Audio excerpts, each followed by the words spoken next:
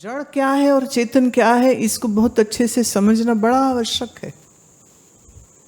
तो ये होगा स्टेप 1। पहले इसके ऊपर बहुत अच्छे से मनन करना चाहिए कि मैं कैसे देह इंद्रिय मन बुद्धि नहीं हूं। और यही कारण है कि रोज शाम को मनोबुद्ध्या अहंकार चित्ता अनिनाहम रोज रोज रोज शाम को ये स्तोत्र पाठ आदि शंकराचार्य भगवान का दिया हुआ हम लोग गाते हैं आरती के बाद, गुरु आरती के बाद, कि तुम कौन हो?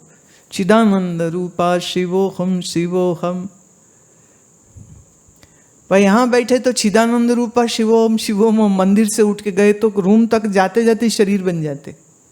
हाय बड़ा शरीर दुख रहा है, हाय कमर बड़ी दुख रही, घुटने बड़े दुख रहे, बुखार हो गया, ये हो गया, वो हो गया।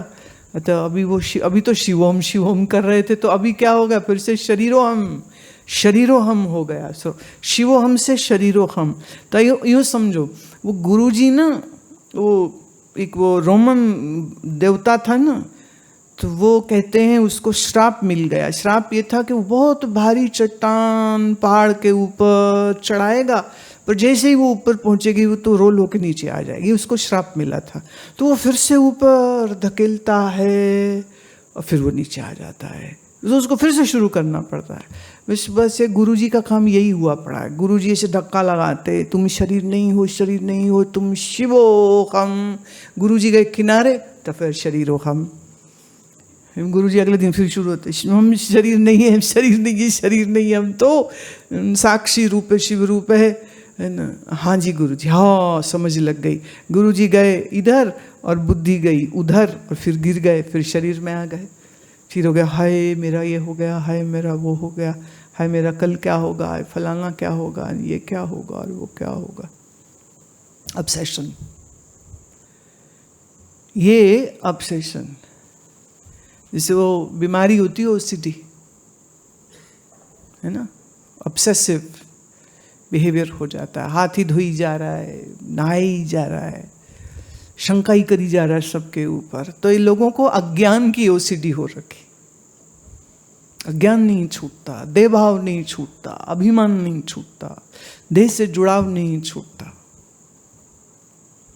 वो कई कहेंगे हाँ नहीं वो तो ठीक है, हमने सुन लिया, हम आनंद स्वरूप है, पर आया तो है नहीं आनंद। अब आएगा कहाँ से? इस हड्डी मांस के बिगड़ने वाले शरीर में तो मैं मेरी करके बैठा है, तो अपना आनंद स्वरूप दिखेगा कैसे, प्रतीत कैसे होगा? तो क्या जड़ है वो जानना, और कौन चेतन है ये जानना, और जड़ मैं नहीं हूं ये जानना, और मैं ही चैतन्य हूं ये जानना, और इसी का निश्चय हो जावे तो फिर अगली मंजिल और आएगी वेदांत की, कि फिर उसके बाद तो सारा जड़ जगत हम मिथ्या है ये साबित कर देंगे, और एक ही चेतन अस्तित्व है और कोई दूसरा है ही नहीं। इस पॉइंट तक आ गए तो फिर तो जीते जी मोक्ष है, मुक्त ही मुक्त है, अपने मुक्ति स्वरूप को जान लिया, बात ही खत्म हो गई।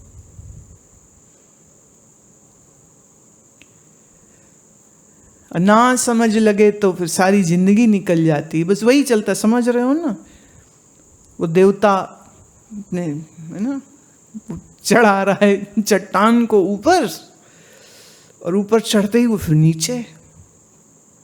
तो गुरुजी वही देवता होते, शिष्य की बुद्धि की चट्टान को चढ़ा रहे हैं ऊपर ज्ञान के शिखर पर, और चेला फिर से नीचे गिर जाता है।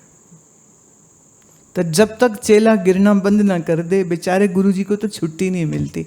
हम तो यही बोल रहे हैं, हमें जल्दी छुट्टी दो, समझ के खत्म करो सियापा, बस बात खत्म। देह मन बुद्धि में हूं ही नहीं, ये निश्चय एक बार क्लियर हो गया, मैं ही चैतन्य स्वरूप हूं और चैतन्य ही ब्रह्म है। उसके बाद क्या बचा फिर?